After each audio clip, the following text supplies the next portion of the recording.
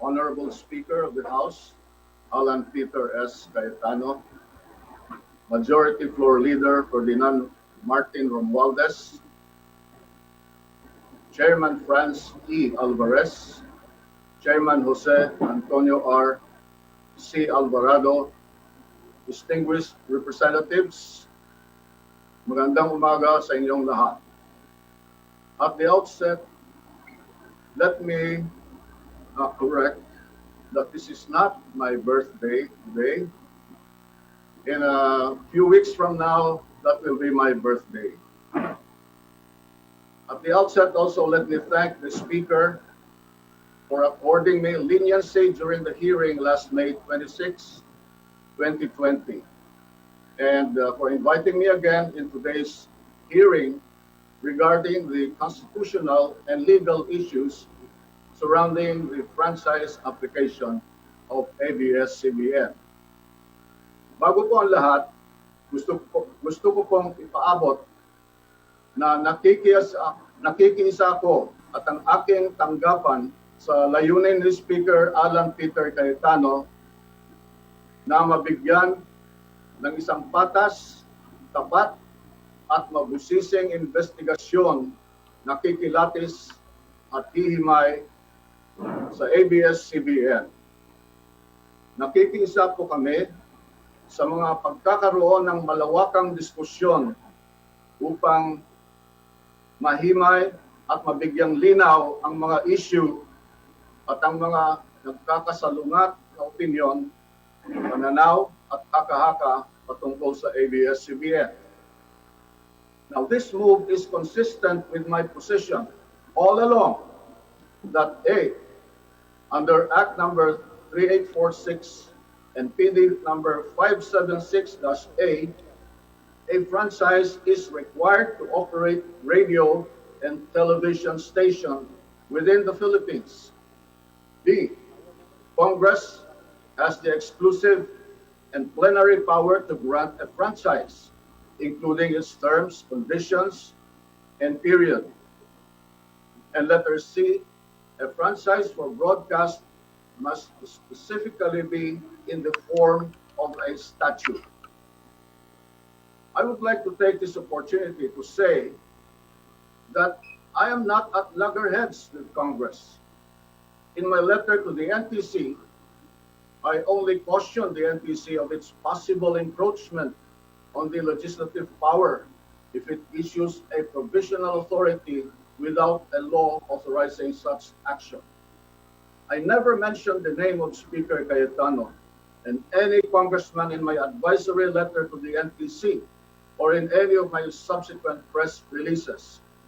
After all, I am also the statutory counsel of Congress, as demonstrated in the Ilocos 6 case, the martial law cases, minority leaders case in Suarez, etc.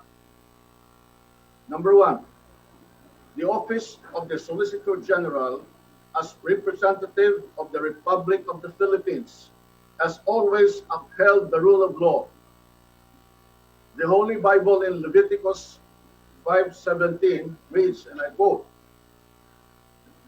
"If a person sins and does what is forbidden in any of the Lord's commands, even though he does not know it, he is guilty and will be held responsible," unquote. This is also true under Roman law, which introduced the maxim, ignorantia legis neminem excusat. Ignorance of law excuses no one. From the ancient times, we fast forward to the modern times. The Philippine Civil Code provides in Article 3 as follows: ignorance of the law excuses no one from compliance therewith. Not every Filipino reads the Bible. Very few are familiar with the Roman law and the Civil Code. But across the archipelago, every Filipino, rich or poor, educated or otherwise, understands the so-called majesty of the law or the rule of law. From my kakabsat in Ilocos provinces where my parents came from, they understand this principle as amin ket agparintumang ti linteg bak ng man wenno nakurapay. Translated as, everyone bows down to the law, whether he is rich or poor. In the Visayas, my countrymen would say, ang matag usa, adunahan man o kabos, muyukbo sa balaod. And in Nuevo Iloco, Mawag, Davao de Oro, where I was born, we say, mapobre man o madato, walay gipili ang balaod.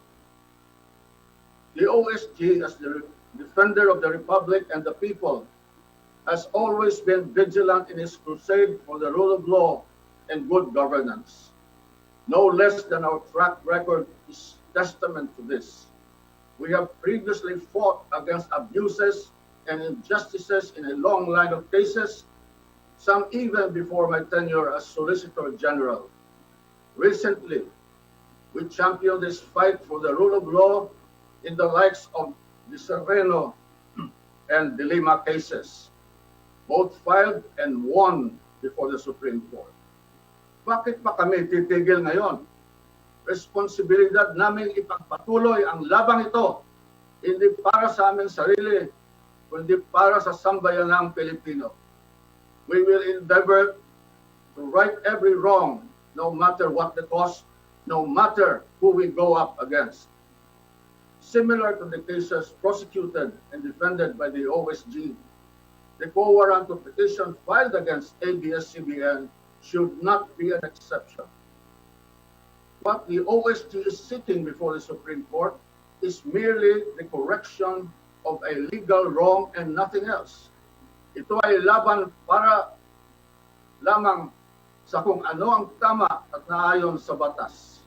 Number two, there are prevailing legal principles that place me in a predicament and prevent me from fully participating in this present proceedings.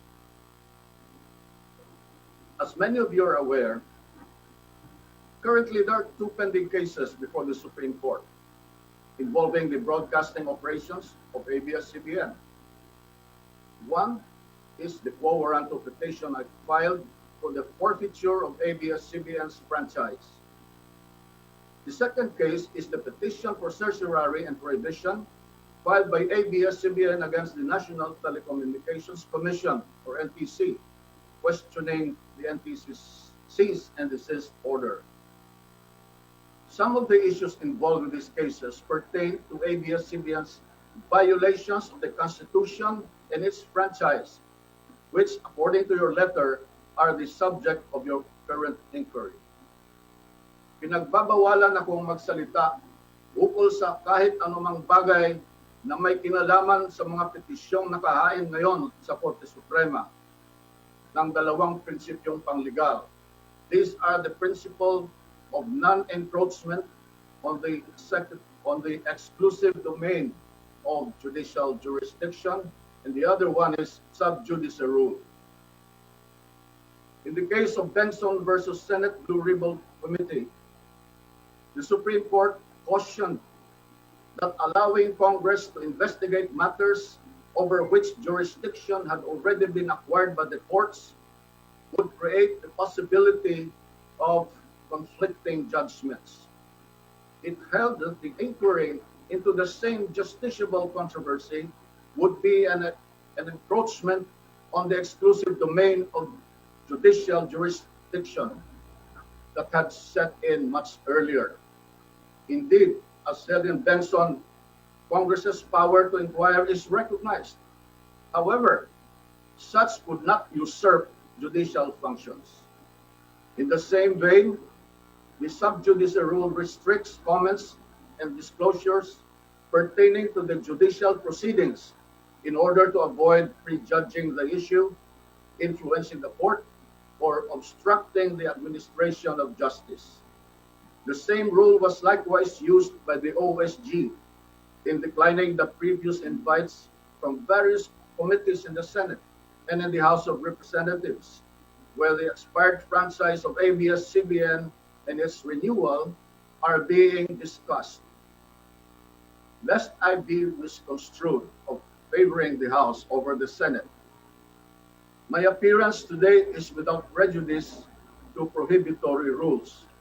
I come here to heed the Speaker's call last May 11, 2020, and I quote, "As a fellow lawyer and a government worker, we should be working together and not trying to bring down each other, unquote. As a matter of fact, the Republic filed on February 13, 2020, a very urgent motion for the issuance of gag order in the quo warranto petition invoking the sub judice rule. In said motion, the Republic prayed for the issuance of an order prohibiting the parties, including the Republic, and any person acting on their behalf from releasing any statements discussing the merits of the quo warranto petition. I maintain this position, and thus I am not allowed to answer any questions involving matters pending before the Supreme Court. I must tread lightly to avoid violating the sub judice rule. A violation of the sub judice rule may render one liable for indirect contempt under Section 3D, Rule 71 of the Rules of Court. I must also point out that the canons of Code of Professional Responsibility likewise hinder me to comment on the merits of the case. In the case of ABS-CBN versus NTC, the House of Representatives, along with the Senate, has been impleaded by the court as a party litigant. Thus, my mere presence in any proceedings of the House of Representatives to hear and discuss any matters involving the case might violate the Code of Professional Responsibility. As we all know, the OSG represents the NTC in the cases earlier mentioned. As with all lawyers, as Solicitor General, I am bound by the Code of Professional Responsibility, which obligate me to observe candor, fairness, and loyalty to my client, to keep fidelity to my client's cause, and to preserve the confidence of my client. It may thus be the height of professional misconduct and impropriety for me to appear before a party litigant, especially when this appearance would inevitably lead to a discussion of matters relating to an ongoing case. More than OSG's role as counsel for NTC, OSG also acts as the direct representative of the Republic of the Philippines in certain proceedings. As the Republic's representative in the quo warranto against ABS-CBN, and as a statutory counsel of the NTC in the ABS-CBN's petition for certiorari and prohibition against NTC, the OSG plays a quintessential role in protecting the Supreme Court from extraneous influence so that the latter may not only be impartial, but also appear to be impartial in deciding upon the issues of the case. Number 3, in its broadcasting operations, ABS-CBN committed violations arising from its franchise, the laws, and the Constitution. In this Honorable House's email to OSG last May 29, I was directed to give an opening statement, and I quote, summarizing why ABS-CBN's application should be denied, unquote. The OSG has already furnished this committee with the pleadings that it has filed with the Supreme Court. To reiterate, the OSG has made known to all that ABS-CBN violated the Constitution and other pertinent laws. I am quoting the following arguments raised by the Republic in its pleadings filed before the Supreme Court, which are already as part of public records. Number 1, ABS-CBN Corporation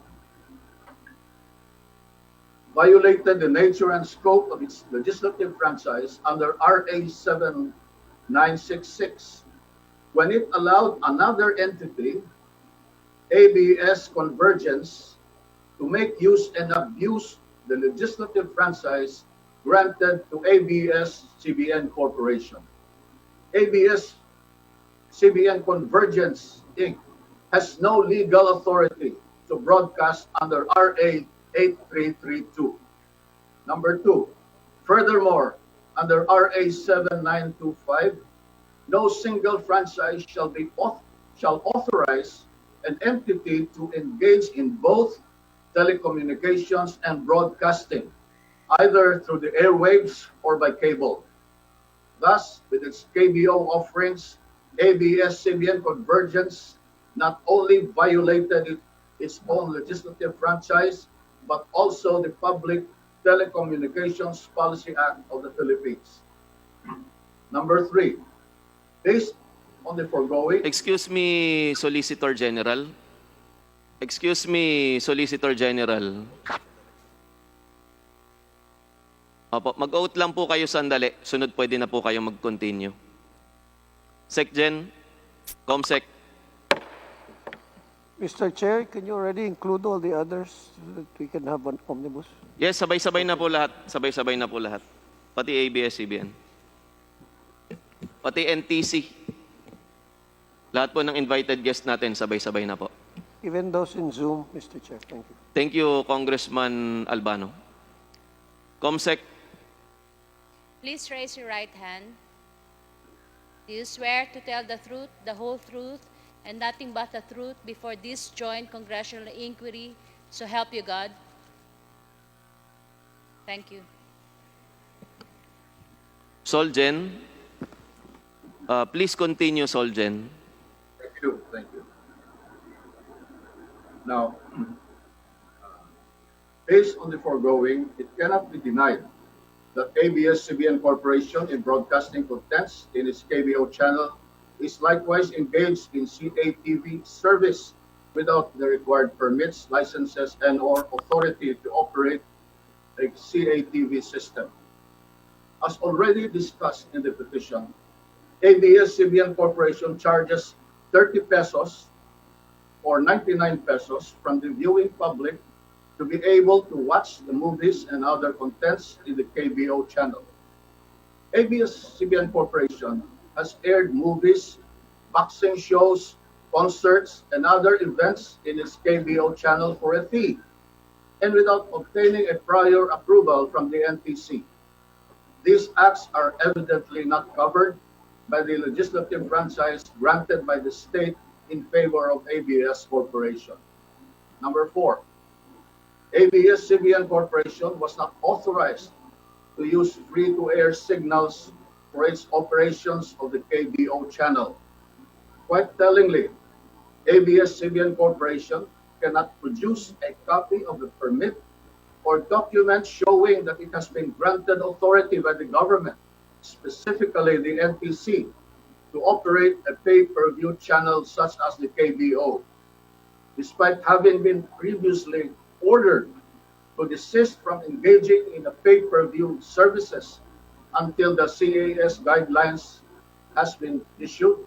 ABS-CBN Corporation nevertheless continuously operates the KBO channel in derogation of its franchise, the NTC directive and order, and the DICT framework.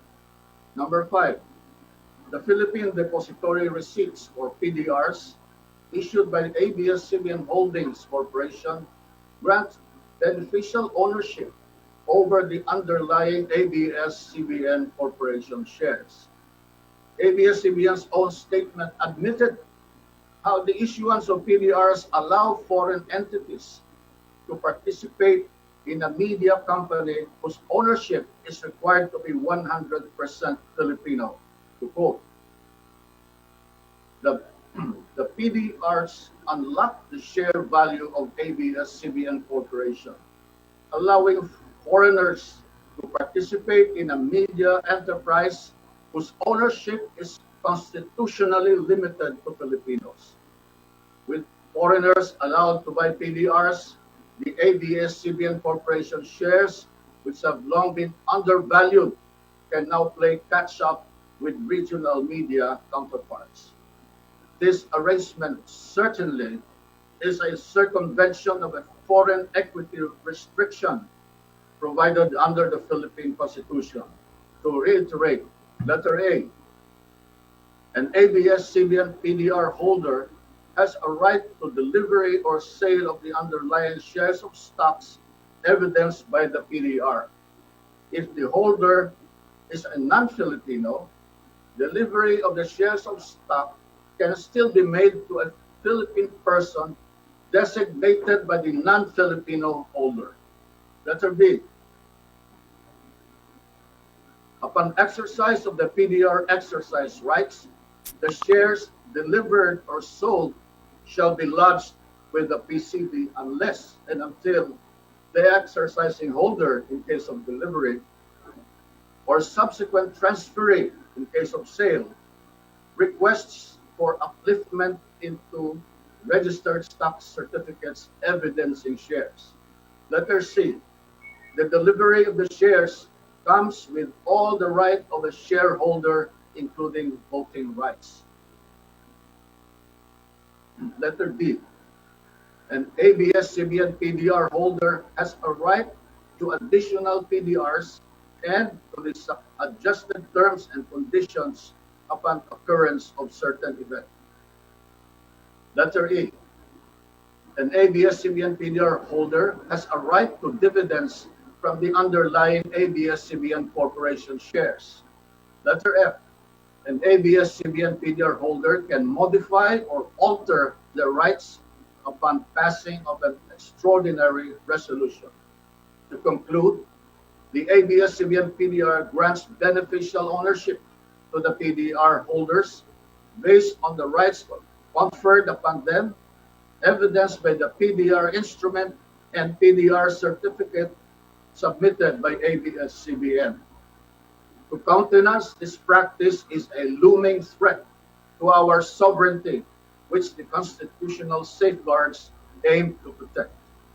Indeed, the ABS-CBN PDR has provided for a creative mechanism to indirectly own the underlying ABS-CBN shares of stock, but no matter how creative, the resulting end remains that enables non-Filipino to beneficially own a media conglomerate, the ABS-CBN.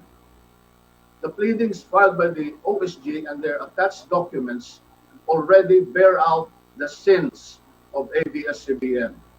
I encourage you, honorable representatives of our people, to scrutinize every detail of the documents we have provided you. See for yourselves the facts as borne out by the documents, rather than the falsehoods peddled by various groups whose interests are served by maintaining the unfair and unjust status quo.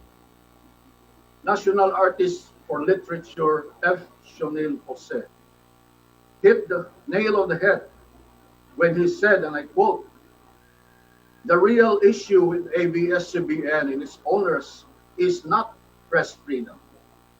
It is money, politics, and power. How power is acquired, how it is abused and maintained, and most of all, how it obstructs the country's economic and democratic development." For the past few days, ever since ABS-CBN supposedly went off the air, their stars and celebrities have taken to social media to rail against what they perceive to be oppression on the part of the government. In desperation, they would want to use their influence over the multitudes of fans to muddle the issue and drum up support for their network. One of the more prominent stars who spoke against the government is Coco Martin. He said in a social media post addressed to me that, and I quote, "Kapag ang pamilya ko kinanti, kahit sino ka pa, lalabanan ako ng patayan sa iyo, kahit patayin mo pa ako." Maraming salamat, Solicitor General Joe Calida, at sa bumubuo ng NTC sa kontribusyon ninyo sa ating bayan. Tinatarantado ninyo ang mga Pilipino. It appears that he is spoiling for a fight. He feels that he can solve their problems the same way as he solves them on screen with much of bluster and bravado. allegedly he has apologized for his tantrum. However, we cannot discount the fact that in his rage, Coco Martin's outburst showed a clear lack of understanding of the situation. His sarcasm is clear. Ipagdarasal ko na lumiwanag po sana ang inyong isipan at kung sino man po ang nagtutos sa iyo, and hope. If I had not been the Solicitor General, I would have called his bluff and make him eat his words. For decades now, ABS-CBN has been deceiving the Filipino people. Appropriately, Congress now seeks to revise the past of ABS-CBN to determine if they are worthy of a legislative franchise. In view of its nature as a grant from the state, a legislative franchise is not a right that can be exercised at will and pleasure. Rather, it is a privilege subject to regulation under such condition as the government may see fit. Thus, in cases of misuse, non-use, or abuse of a franchise, the state ought to reassert its authority and rights as a grantor, regardless of the grantee's identity and influence. Through the proceedings before this body, the time has come to expose ABS-CBN, whose owners and corporate officers continue to deceive the Filipino people into believing that they are in the service of the Filipino. In truth, however, ABS-CBN is motivated not by service, but by greed and desire for power and influence. Their brazen acts must come to an end. The hour of reckoning may have been delayed, but it has now come. As for ABS-CBN, you may have committed too many violations which went unnoticed and unpunished, but we are determined to root out such illegal practices. I could hear now the voice of Frank Sinatra resonate, and now the end is near. Maraming salamat po sa inyong lahat.